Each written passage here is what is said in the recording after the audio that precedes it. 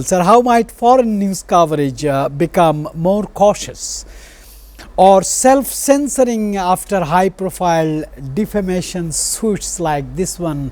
Trump suits $10 billion against British Broadcasting Corporation.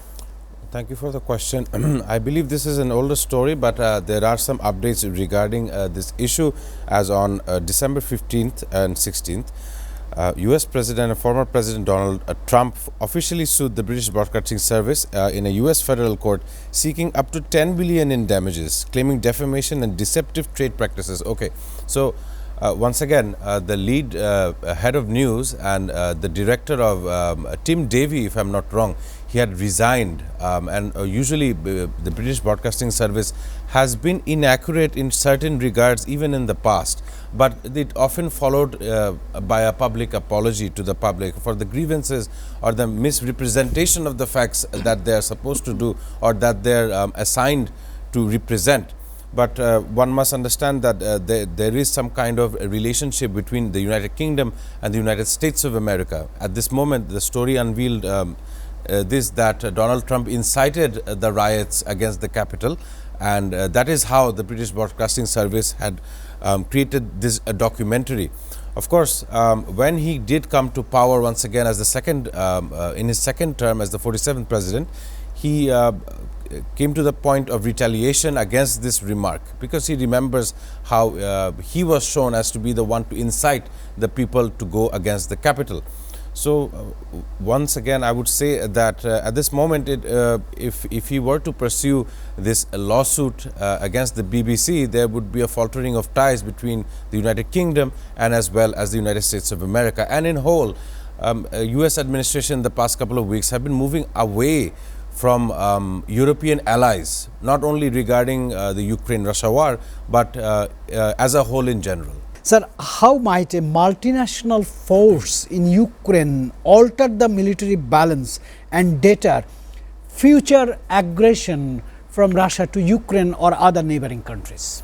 Thank you for the question. From what I understand, the coalition of the willing is headed by the Prime Minister of the United Kingdom. And they have, to a certain degree, as well as Italy's Prime Minister Giorgia Meloni, they have all come to the table to sit with Volodymyr Zelensky to let him know that he is not alone in this aggression from Russia, and they have discussed on rebuilding and reconstruction of Ukraine, or at least to the damaged parts of Ukraine that has been damaged in the war.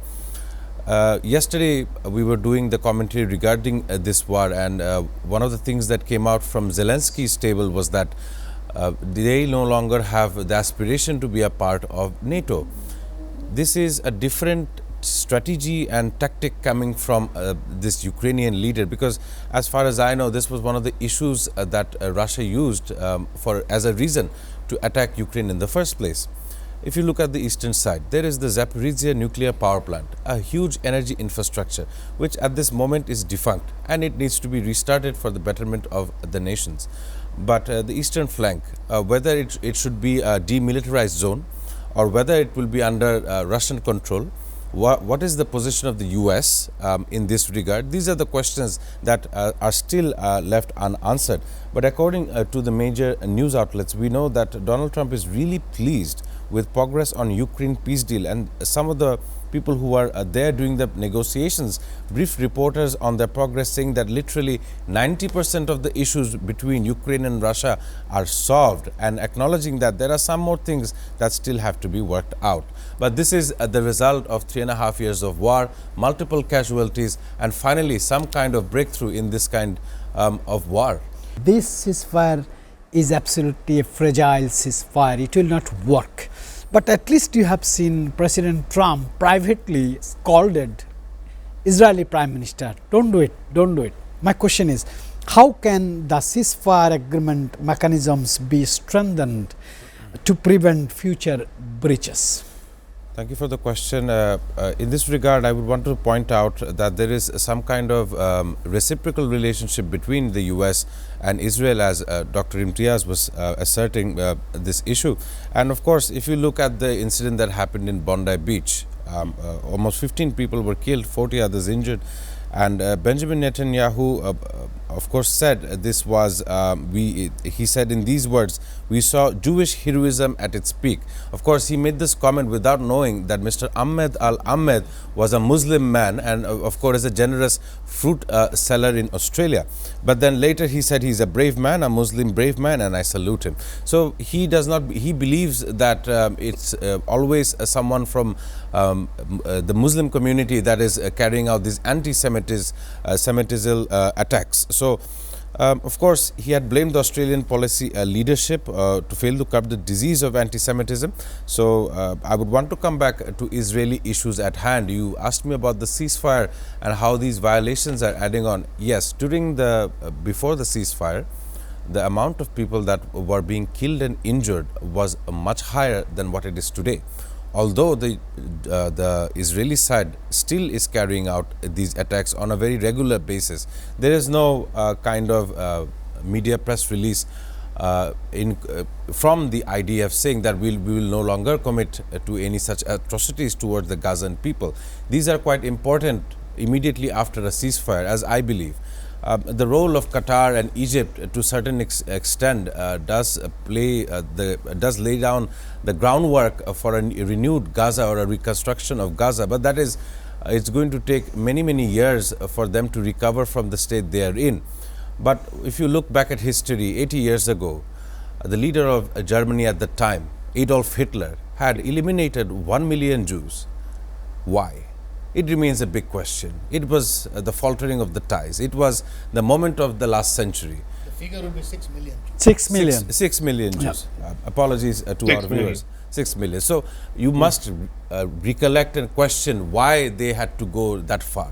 I just want to remind you one thing. In Thailand, according to their royal constitution, hanging people is prohibited there.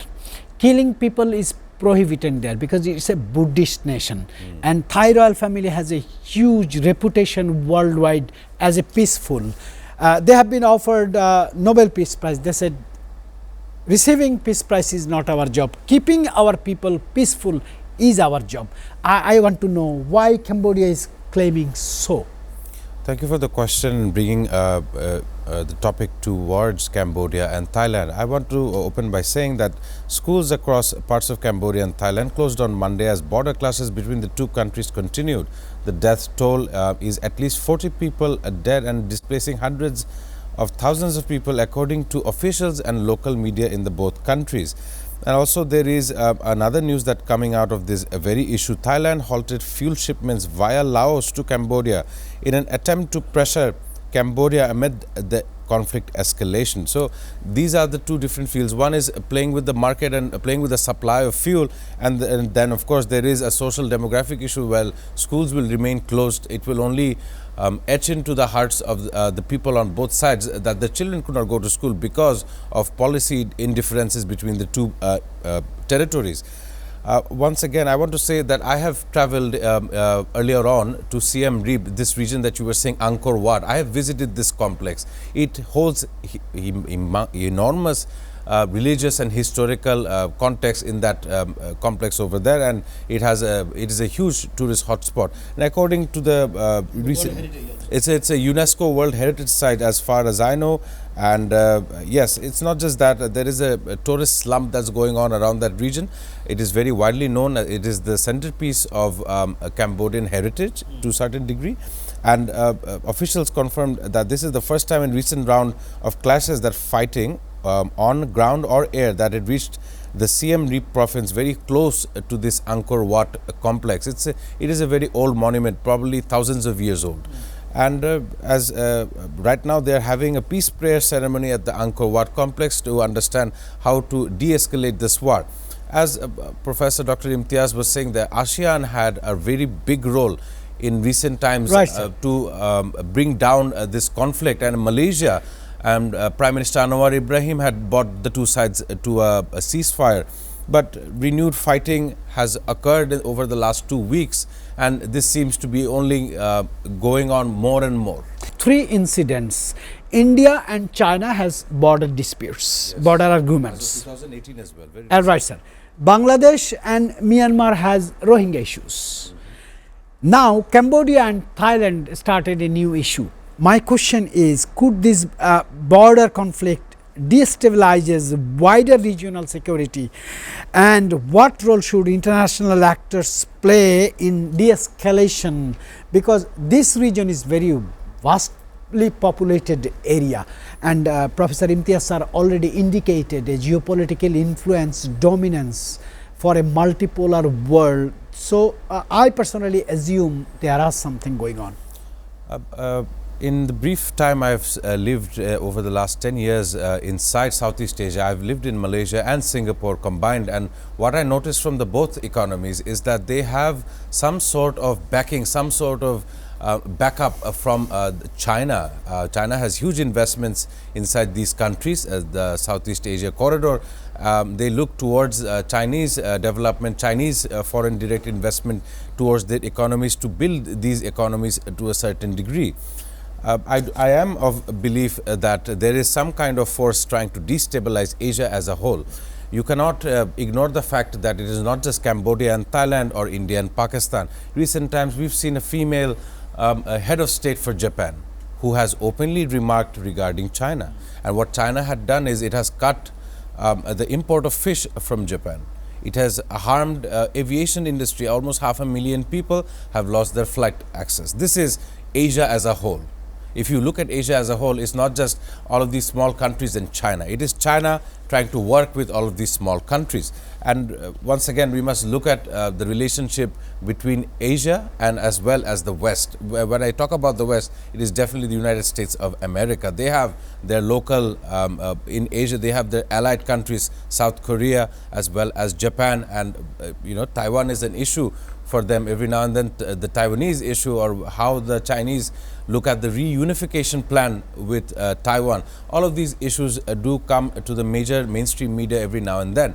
But according to recent times, I have not seen, while I was in Southeast Asia, that Thailand and Cambodia were sharing such hostilities as they are doing in the year 2025. On 16 December National Victory Day, do you have any? The only thing I would like to say is that I wouldn't want to look at the past, but I would want to remember that we can only achieve victory as a sovereign nation when we will be done with aggression from all other sides. That's as far as I am able to say regarding Victory Day. And of course, happy Victory Day. It's a government holiday today. I really hope that everyone spends quality time with their family members. And of course, it's a holiday, so I've got nothing more to say but to wish them a happy Victory Day.